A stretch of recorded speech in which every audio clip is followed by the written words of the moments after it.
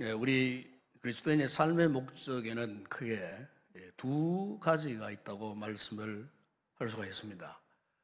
먼저 하나는 무슨 일을 하든지 하나님의 영광을 위하여 사는 것입니다. 그리고 또 하나는 하나님의 은혜로 사는 것입니다. 이 같은 삶의 목적에 맞추어 살아가는 사람은 살아가면 살아갈수록 깨닫게 되는 것이 있는데, 그것이 뭐냐면은 내가 얼마나 은혜에 빚진 자인가 하는 사실을 깨닫게 된다는 겁니다.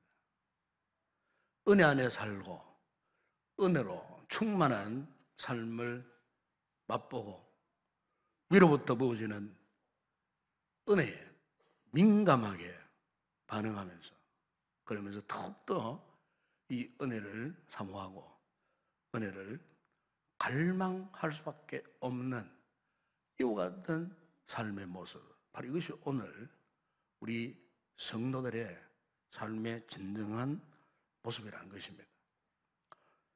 여러분, 우리가 지난날을 한번 돌아보면은 참으로 우리는 하나님 앞에 우리 어떤 언어를 총동원해도 표현할 수 없는 엄청난 은혜를 입은 우리들입니다.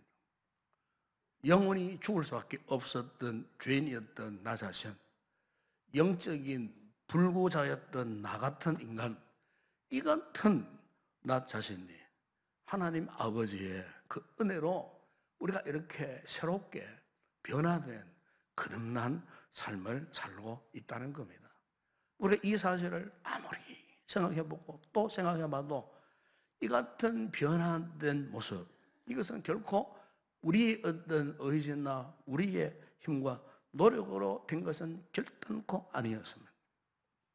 오직 하나님의 은혜로 되었다는 사실을 우리는 고백할 수밖에 없는 것입니다. 그래서 위대한 사도 바울은 고백합니다. 나의 나된 것은 하나님의 은혜로라 그랬습니다. 독일의 유명한 그 나치 시대의 저항신학자요, 저항 목회자였던 본 헤퍼가 나치 수용소에서 마지막 최후를 맞으면서 그가 이런 고백을 하고 죽었다고 합니다.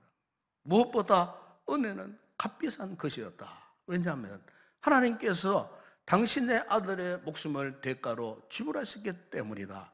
나는 값을 치르고 사신받은 존재이다 라고 하는 마지막 고백을 한 다음에 그가 수용소에서 그렇게 죽었다는 겁니다. 여러분, 우리가 이 한 해 동안 믿음 생활을 성공적으로 하기 위해서는 은혜를 갈망해야 할 줄로 믿습니다. 은혜의 세계에 더 깊이 들어가야 우리가 이 한 해를 그야말로 만족스러운 성공적인 이 같은 신앙생활을 할 수가 있게 되는 것입니다. 그래서 오늘 여러분 우리가 읽었던 20편 84편에서 시인은 이 같은 자신의 내적인 갈망함, 은혜에 대한 사모함을 이렇게 고백합니다. 1절에 보면은 만군의 여호와여 주의 장막이 어찌 그리 사랑스러운지요. 2절에는 또 이렇게 고백합니다. 내 영혼이 여호와의 궁중을 사모하여 쇠약하며 내 마음과 육체가 살아계신 하나님께 부르짖나이다. 여기 보시면은 사랑스러운지요, 사모하여 쇠약해졌다. 여기서 우리가 알 수 있는 사실은 무엇입니까?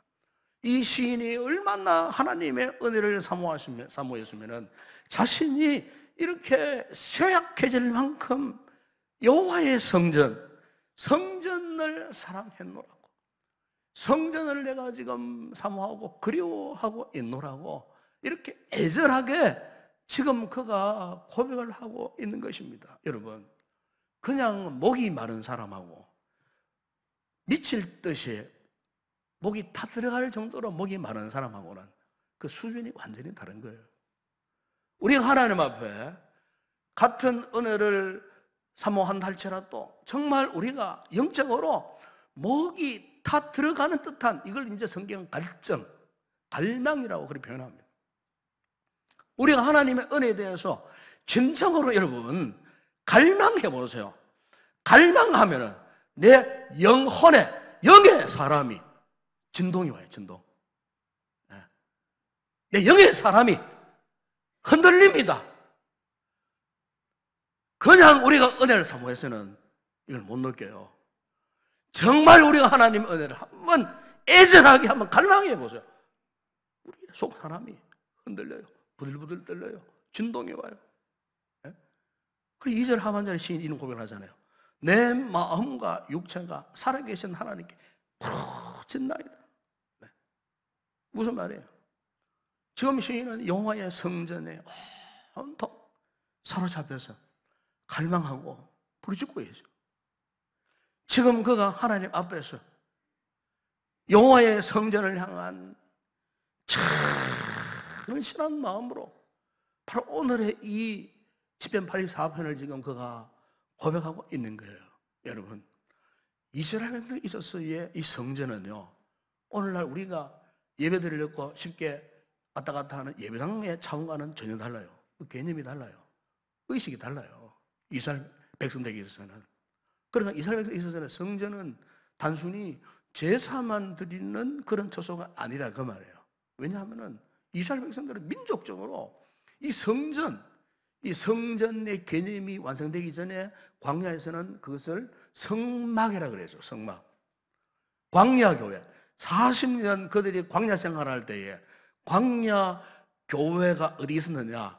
그들의 동서남북 이 진중앙 각 동서남북 세 지파씩 이렇게 배치되어 있으면 그 가운데 한 복판에 뭐가 있었냐면 바로 이 성막이 있었어요. 성막. 오늘로 말하면 성전이 있었어요. 그래서 한시도 이스라엘 백성들의 광야의 삶에서는 이 성전, 성막을 떠나본 적이 없었어요. 성막 위에 하나님의 거룩한 임재를 상징하는 구름이 항상 머물러 있었어요. 구름이 하늘 높이 쭉 오르면은 그때부터는 성막을 다 정리를 합니다. 뽑아가지고 다 정리를 해가지고 포토볼 형식으로 만들어가지고 제사장 성막을 짊어질 준비를 하고 있습니다. 그럼 구름이 앞서갑니다. 그러면 이스라엘 백성들이 제일 먼저 하나님의 성막을 짊어진 제사장을 앞장서면 그 다음에부터는 12지파들이 쭉 따라서 어디로 갈지를 모르잖아요. 얼마나 걸어가야 할지도 몰라요. 어느 한 곳에 구름이 머물렀습니다. 그곳에 바로 성막을 새로 이제 펼쳐 조립을 합니다. 그러면은 12지파들이 동서남북으로 또 진영을 갖추고 언제 떠날지 몰라요. 구름이 뜰 때까지, 성막이 움직일 때까지 이스라엘 백성은 그곳에 머물러 있어야만 해서요. 광야 40년 동안에 이스라엘 백성은 철저하게 성막 중심이었어요. 성전 중심의 삶을 살았어요. 그런데 이들이 가나안 땅에 가서 어떠했습니까? 왕국을 건설하는 가운데에 하나님의 심판을 받아서 바벨론의 포로로 끌려갔어요. 70년 동안 바벨론 포로로 끌려갔어요. 예루살렘 성전은 회파되고 불타버렸어요. 그때에 포로로 끌려간 이스라엘 백성들이 바벨론의 그발 강가에 모여가지고 눈물을 흘리고 주의 성전을 바라보고 자신들의 죄를 회개하고 고국의 예루살렘 성전에 우리가 언제 갈 것인가? 일부는 돌아왔지만은 수많은 이스라엘 백성들이 그냥 그대로 객지에 다 남아서 흩어져 살았어요. 이걸 두고 디아스포라, 흩어진 백성들이라고 했어요. 흩어진 이 백성들이 1년에 한 번 언제 오느냐? 6월절 절기 때가 되면은 예루살렘 성전으로 다 몰려들었어요. 예루살렘에 대축제가 이루어지는 거예요. 그러니까 이스라엘 백성들에 있어서 성전은요, 한마디로 하나님의 임재 자체였어요. 그들의 신앙의 원천이었고 그들의 영적인 정체성, 이게 하나님의 성전이었어요. 우리 신약시대에 사도행전을 읽어보게 되면 사도 바울이 복음을 전하러 갑니다. 제일 먼저 찾은 곳이 어디냐? 유대인들이 회집하고 있는 회당을 찾아갔습니다. 헬라어로 시나고게라고 하는 회당을 찾아갔어요. 흩어져 있는, 지금의 터키 지방 저 유럽 지역에 흩어져 있는 이 유대인들이 성전은 없지만은 성전 대신에 신화국에 회당을 만들어 가지고 거기에 와서 율법을 논하고 율법의 말씀을 읽고 묵상하고 은혜를 받고 교제했던 그곳이 바로 회당이었어요. 회당. 그래서 그들은 아무리 살기 좋은 곳이라도 회당이 없으면 그곳에 집을 짓고 살지 않았어요. 반드시 회당이 있는 그곳에 유대인들은 모여 살았어요. 네. 여러분, 그만큼 그들은 하나님의 이 성전을 사모하는 백성들이었어요. 그래서 오늘 시편의 이 시인도 이스라엘 백성에 있어 성전은 너무나 간절한 갈망의 대상이었다고 하는 것을 구구절절히 간절하게 자신의 몸이 쇠약해질 정도로 그렇게 성전을 향한 갈망함, 사모함을 이토록 그가 지금 고백하고 있는 것입니다. 오늘 사무엘하 6장에 보시면 다윗이 하나님의 교회가 다윗 성으로 들어올 때에 어떠했습니까? 그가 왕복을 벗어던지고 배에 에봇을 입고 하나님 앞에서 너무나 감격한 나머지 춤을 추다가 자신의 참 벌거벗은 아랫도리가 백성들에게 들쳐 보이는 것도 모르고 가슴 속에서부터 끓어오르는 기쁨을 억누를 수가 없어서 숨이 막힐 만큼 너무 좋아가지고 그렇게 춤을 추면서 표현했던 그 다윗의 모습. 여러분, 얼마나 하나님의 은혜가 사모되었으면, 갈망되어졌으면 왕이 자신의 채통도 잊어버린 채 백성들 앞에서 그렇게 춤을 추며 즐거워했을 수 있을까? 여러분, 이게 바로 오늘 본문의 시인의 심정과 똑같은 거예요. 성전을 향한 사랑, 하나님에 대한 그 사랑, 은혜를 사모하는 간절함, 갈급함. 여러분, 오늘 우리의 신앙생활에서 은혜를 유지하는 비결은 다른 게 아니에요. 이 은혜를 아는 거예요. 이 은혜를 경험하는 거예요. 우리가 신앙생활에서 영적인 은혜의 체험들이 많아야 돼요. 하나님이 나를 어떻게 만나 주셨는지, 어떻게 찾아오셨는지, 그분이 나를 어떻게 축복하셨는지, 이 같은 경험이 없으면요, 우리는요, 아무런 감각 없는 그와 같은 신앙생활을 할 수밖에 없어요. 하나님을 그리워하지도 않아요.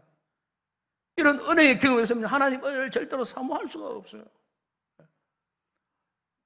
지난달 작년 12월 달에 국민일보 본사에 송년회가 있었어요. 이 국민일보는 잘 아시겠지만 순복음교회가 설립한 신문사 아닙니까? 통일교 세계 일보를 대적하기 위해서 만들었던 신문사가 국민일보입니다. 정의 목사님이 세계 일보를 대항하기 위해서 세운 게 이 국민일보였어요.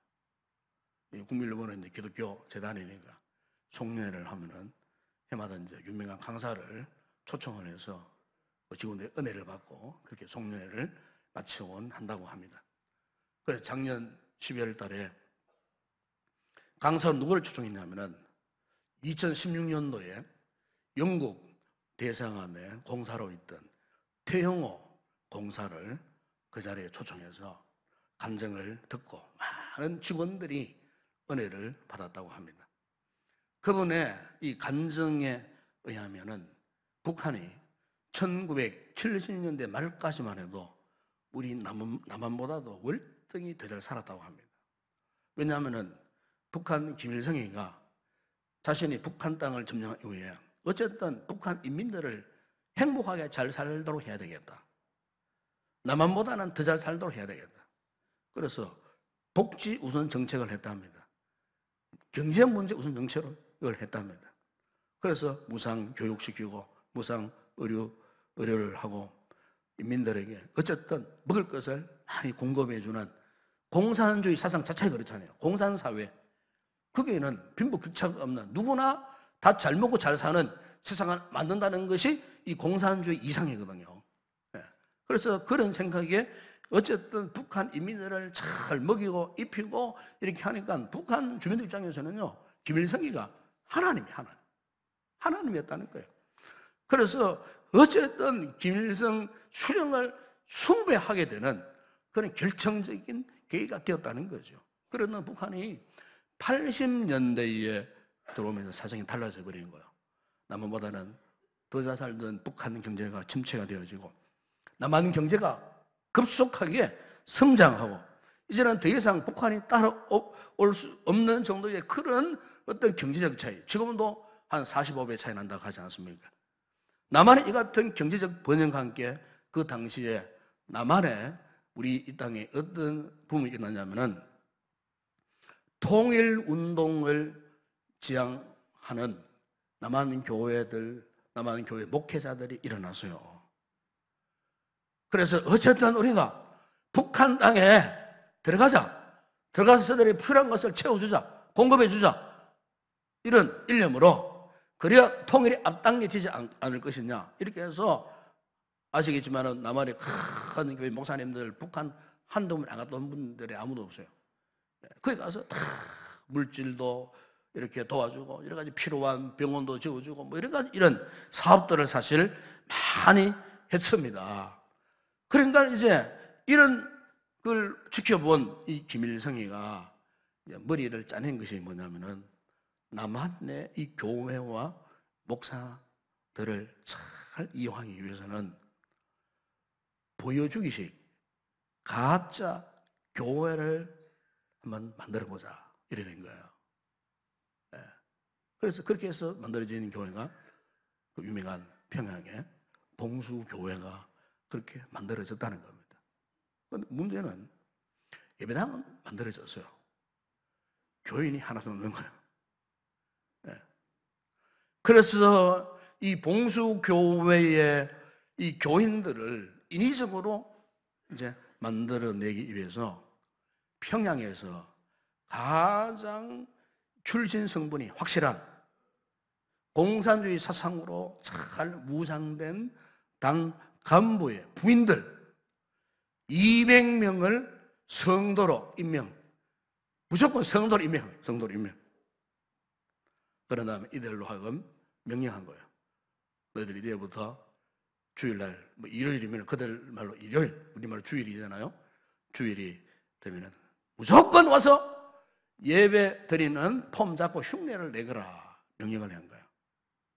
그러니까 이들이 명령을 안 따르고 배가 아파서 못 온다는, 설사해서 못 온다는, 뭐 지루해서 못 온다는, 뭐 여러 가지 사정이 이런 핑계처럼 핑계되면서 교회 출석을 잘 하지 않더라는 거예요.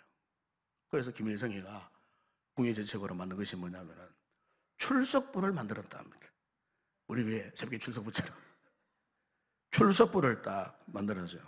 그리고 출석을 하지 않으면은 당과 수령님에 대한 중심이 부족하다고 해서 자아 비판을 했다. 여러분, 북한의 자아 비판 무서운 겁니다. 자아 비판. 근데 여러분, 이렇게 반강제적으로 억지로 출석까지 만들어가지고 이 주일날 가짜 교인 행세하면서 예배에 참석한 지가 약 2년이 흘러갔을 때에 놀라운 사실은 출석부가 절로 사라지더라는 겁니다. 왜냐하면 나오기 싫어하던 가짜 교인들이 이제는 자발적으로 예배당을 찾아오더라는 겁니다. 그것도 2시간 전에 와가지고 성경 읽고 찬송 부르고 예배 때가 되면은 그들의 얼굴에 행복이 넘치고 기쁨이 가득한 얼굴로 그렇게 점차적으로 변화되어지는데 마침 태용 씨가 그때 거기에 뭐 관리 감독을 했대요. 자기가 겁이 나더라는 거예요. 혹시나 자신도 저렇게 변화될까 싶어가지고. 그래서 한 번은 그 봉수교회 교인 가운데 한 명을 붙잡아서 지도실에서 강도 높게 조사를 했답니다. 너 정말 예수 믿느냐? 반대로 말하라. 그러니까 그때까지만도 예수 믿지 않아요. 오직 나는 당과 수령님을 위해서 열심히 사명을 감당하겠다라고 그렇게 대답하더랍니다. 그래서 일단 안심을 했어요. 그런데 날이 갈수록 더 큰 문제가 생겼다는 겁니다. 주일날 이런 시간 딱 되면은 교회 주변을 맴도는 사람들이 생기기 시작하더랍니다. 그래서 봉수교회가 외진 언덕에 있는데 처음에는 10명 정도가 예배 시간 전에 이 교회 주변을 서성이면서 교회를 바라보고 있다는 거예요. 예. 그들 가운데는 어떤 사람은 뭐 조용히 천천히 걷기도 하고, 어떤 사람은 앉아서 물끄러미 예배당을 바라보기도 하고, 어떤 사람은 교회를 향해서 눈을 감고 있는 사람들도 있고, 이 같은 사람들이 날이 갈수록 시간이 지나면 점점 늘어나면서 100명에서 500명으로까지 모여들더라는 거예요. 그러다가 예배 마치 12시가 딱 되면은 한 사람 남자고 싹 사라져 버리더라는 거예요. 그래서 어느 날 이 태용호 씨가 그중 한 사람을 딱 붙잡았어요. 붙잡아서 조사를 했답니다. 당신 정말로 예수를 믿는가? 그러니까 그 여성도인데 이런 고백을 하더랍니다. 나는 예수를 믿습니다. 나는 이제 죽어도 이한이 없습니다. 비록 내가 교회에 들어가서 예배를 보지 못하더라도, 찬송은 못 부르더라도, 설교는 못 듣더라도, 내가 교회를 바라보는 것만 하더라도 너무나 행복합니다. 이제 저를 죽여주세요. 저는 이제 이한이 없습니다. 그래서 그 여성도 이런 고백을 하더랍니다. 저는 사실 평양에 교회가 세워지기를 40년 동안 기도를 했습니다. 하나님이 제 기도를 이렇게 들어주셨습니다. 그러면서 그 여성의 두 눈에 눈물을 하염없이 흘리더라는 거예요. 그 여성도 누구냐면은 출교선무 중에서도 가장 최고로 알려진 평양의 고위급 당 간부의 부인이었다는 거예요. 그래서 이 대공사가 충격을 받은 거예요. 충격을 받은 거예요. 그래서 그가 영국, 북한 주재 대사관 공사로 가면서 거기에서 그가 우리 대한민국 품으로 귀송했지 않습니까? 그 계기가 자신이 평양 봉수교회 관리 감독관으로 있었을 때에 그한테 영적인 충격, 그것을 잊어버릴 수가 없더라는 거예요. 그래서 그분이 지금 예수를 영접하고 하나님을 참 신실하게 믿는 성도가 되게 되었다라는 그런 간증이었다는 겁니다. 여러분 보십시오. 보여주기식 가짜교회, 가짜 성도들이었지만 보세요. 교회를 바라보다가 나중에 진짜로 교회를 사모하게 되는, 그리워하게 되는, 비록 그들이 주일날 예배당에 들어와서 예배를 드리지는 못해도, 찬송을 부르지 못해도, 기도는 하지 못해도, 목사님의 설교를 듣지 못해도 교회 주변을 서성이면서 교회를 바라보다가 그들이 마음에 감동을 받았는데, 여러분 이게 바로 어떤 역사겠어요? 성령의 역사가 아니겠습니까, 여러분? 하나님의 은혜의 역사 아니겠느냐 그 말이에요.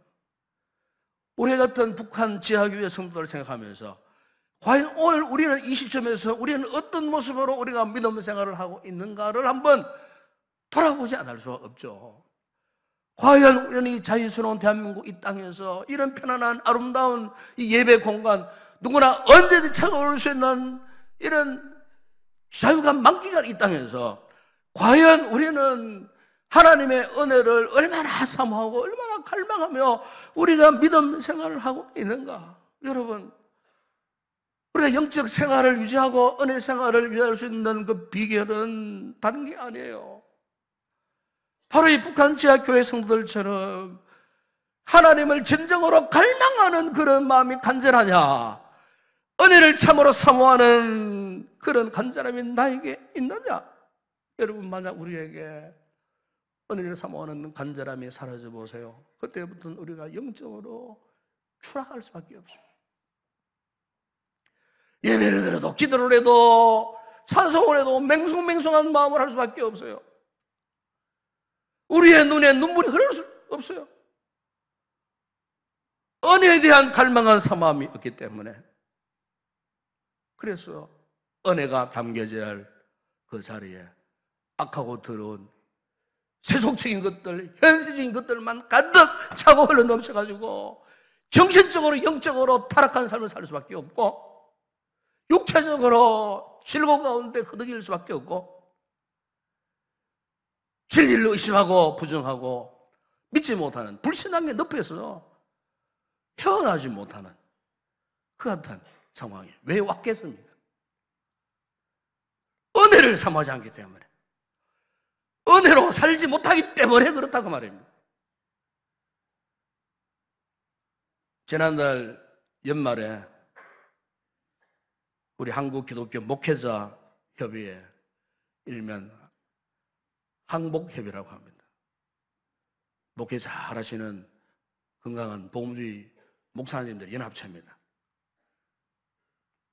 이 한복회에서 해마다 이제 종교 의식, 종교 생활, 신앙 생활에 대한 의식, 설문을 항상 조사를 합니다. 그래서 작년에도 1년 동안 5,000명을 대상으로 종교 인구를 파악하고, 그 다음에 기독교 1,000명, 비기독교 1,000명을 대상으로 현재의 그 종교 의식도를 이제 설문해서 파악을 했습니다.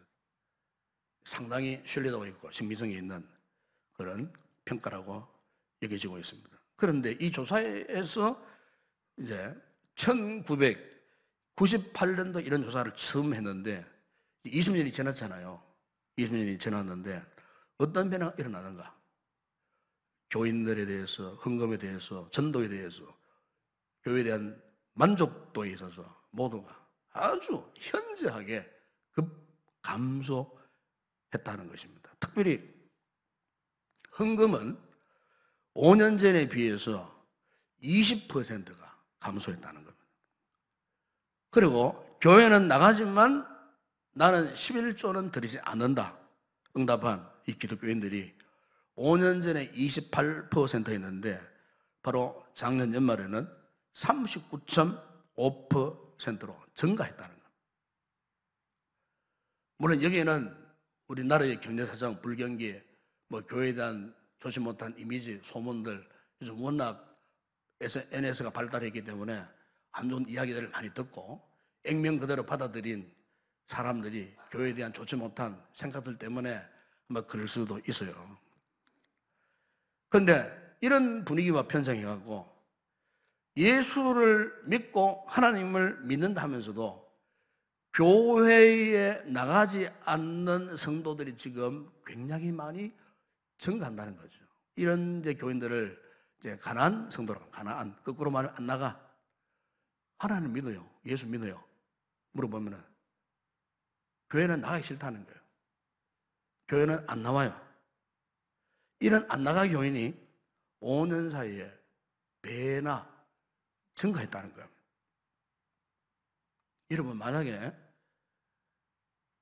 이 상태로 한국 교회가 그냥 방치한다, 시대적 흐름이다, 여기고 포기해버린다 하면은요, 앞으로 10년, 15년 안에 우리 한국 교회 바닥을 드러냅니다.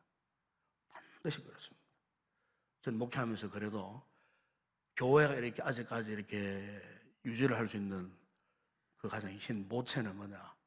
앞에 어르신들이 많이 계십니다만은 우리 어른들이 그래도 이 신앙의 이 토대를 지키고 계시기 때문에 여러분 50대는 잘 모르겠어요. 40대, 30대 여기 성도들이 많습니다만은 우리 어른들하고는 생각 완전히 다릅니다. 제가 그래 열심으로 제자훈련 시키고 말씀을 시키고 한다고 하는데도 그래도 우리 어른들 신앙 못 따라가요. 어른들이 교회를 사랑하는 마음 못 따라가요. 젊은 세대들이 제자훈련 열심으로 시켜도 때로는 실망할 때가 많아요. 저 수준밖에 안 되는가. 우리 어른들은 연세가 연만해서 훈련받지 않고 말씀 훈련 받아도 변함없이 교회를 섬겨요. 변함없이. 변함없이 교회를 사랑해요. 근데 젊은 사람들은 그렇지 않아요. 이게 지금 심각한 지경이에요. 이건 우리 교회뿐만 아니에요. 타 교회도 마찬가지예요. 그렇다면 앞으로 10년, 15년 후에 과연 우리 젊은 세대 30대 성도들이 앞에 계시는 60대, 70대 어르신들처럼 이같이 믿음의 든든한 복음의 동반자가 될 수 있겠느냐? 저는 솔직히 회의감이 옵니다. 회의감이.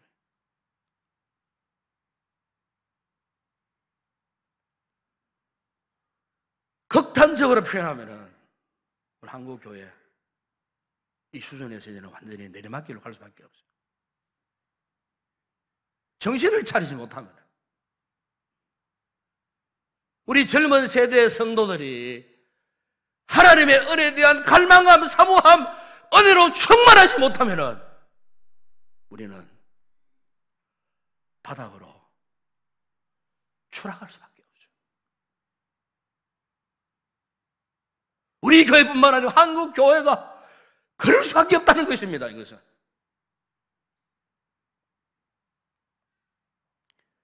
저는 생각해 보면은 제 기억 속에 은혜가 충만했을 때 그냥 교회 가는 게 너무 좋아서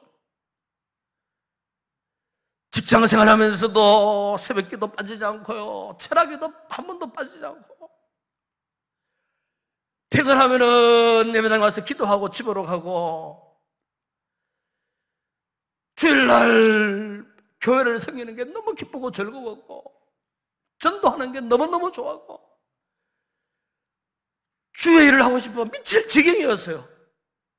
은혜가 충만하니까 내가 주님을 사랑하면 사랑하는 만큼 하나님의 은혜를 부어주시니까 그 은혜 감당할 길이 없었어. 눈물 흘리고 기도했고요, 눈물 흘리고 교회에 무슨 일을 하든지 충성스럽게 했고 생명까지도 드리고 싶었고 선교자가 되고 싶었고 은혜가 충만하니까 주님의 은혜가 너무너무 고맙고 감사해서 기도할 때마다 눈물이, 찬송할 때마다 눈물이 흘러나오고 내 생명 주님께 드리겠습니다. 내 인생 주님께 바치겠습니다.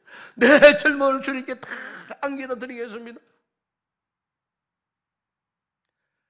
자, 은혜가 충만한 상태에서 주의 일을 하고 싶었어요. 그런데 만약 여러분 이 같은 은혜가 고갈되어 보세요. 어떤 일을 하는 줄 아십니까? 교회가 싫어져요. 예배가 지겨워져요. 기도의 자리가 부담스러워져요. 훈련받은 자리가 부담스러워요. 이 핑계 저 핑계 그야말로 그러다 보니까 영적인 관계가 점점 교제가 단절되어지고 멀어지고 남은 것은 종교적 형식 옷만 걸친 채 끝없는 영적인 추락 속에 느낌도 없고 아픔도 모르고요, 영의 속 사람의 어우성치는 그 소리도 듣지 못하고 육신적으로 배부르면 잘 살면 그게 단 줄 알고 완전히 종교인으로서 알고 보니 세상 사는 것 좀도 다를 바 없나 그 같은 모습 살아갈 수밖에 없죠. 만약 오늘 저와 여러분이 이 같은 모습으로 2018년도 민생을 한다면 어떻게 되겠습니까? 여러분, 이것보다 더 큰 위기 상황이 또 어디 있겠습니까? 산 여러분, 저는 오늘 우리 성도들이 2018년도 한 해 동안 이 은혜를 유지하기 위해서 오늘 본문의 시인처럼 진실로 여러분 교회를 사랑하는 성도들이 되기를 바랍니다. 은혜를 진정으로 사모하는 갈급한 그런 성도들이 되기를 축복합니다. 그럼 우리는 반드시 이 은혜를 유지하고 이 한 해 동안 그 어떤 상황 앞에서도 우리가 포기하지 않고 오히려 하나님 앞에 매어 달리고 은혜를 사모하는 가운데 반드시 은혜를 유지함으로써 승리의 삶을 살게 되는 줄로 믿습니다. 시인이 고백합니다. 주께 힘을 얻고 그 마음에 시온에 데려와 있는 자는 복이 있나이다. 이런 복 있는 우리 누구의 성도들 다 되시기를 주의 이름으로 축원합니다. 그러하신 아버지 하나님, 2018년도 참으로 우리가 성공적인 삶을 살고 싶습니다. 하나님 기뻐하시는 신앙의 삶을 살고 싶습니다. 그러기 위해서는 은혜를 사모하지 않고서는, 은혜를 갈망하지 않고서는, 은혜로 충만하지 않고서는 이 같은 삶을 살아갈 수가 없습니다. 오늘 말씀들은 우리 성도들 마음의 은혜에 대한 사모함을 허락하여 주시옵소서. 성령의 은혜의 사모함에 갈망함을 허락하여 주시고, 갈망하는 영혼들마다, 사모하는 영혼들마다 주의 은혜로 충만하게 하셔서 이 은혜를 잘 유지하고 이 은혜의 힘을 바탕으로 해서 2018년도 승리의 삶을 살아가는 우리 모든 성도들 다 되게 하여 주시옵소서. 예수님의 이름으로 기도드리옵나이다. 아멘.